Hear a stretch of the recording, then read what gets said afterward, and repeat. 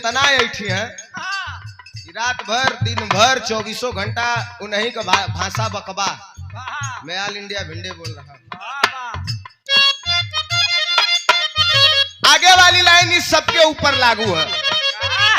अरे बनल रही जोर जंग,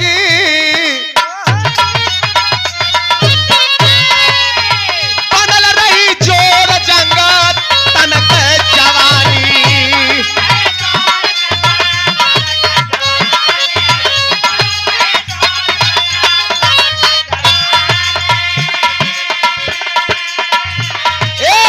बनल रही जोर जंग तनके जवानी।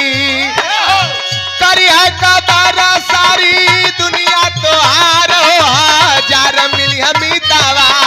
बनल बा बाजार ता हजार मिली हमी दावा।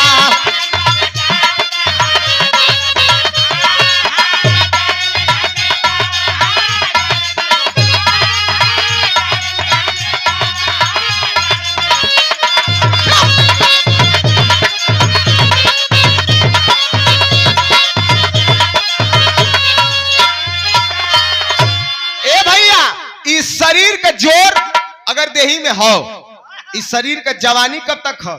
देही में अगर जोर हो, जंग हो, रुआब हो, तो इस शरीर का जवानी है। भले उम्र 80 साल हो तक से। हमरे गौवा में बनारस एक ठे दादा हुआ पहलवानी करल जला, और आज भी सवेरे 4 किलोमीटर तक दौड़ लगावल, रियाज मारल। अब बढ़िया बढ़िया जो है पहलवान गया से अखाड़े में काखे हुआ, कहला कि आवा जोर करा दे। कहला चल गैला माटी में इतना जोर करा देला कि लगला हाफ है पहलवान।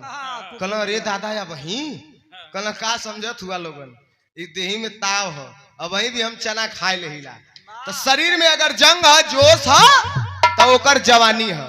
भले उम्र के तनो हो, और उम्र 16 साल है, यही में तनको रोवाबे ना है, जह नहीं तो है लिढ़िया लिढ़िया गिर जात बड़ा। बैठे के आदमी के यहाँ भैया बैठा तो टेक लगा ली है,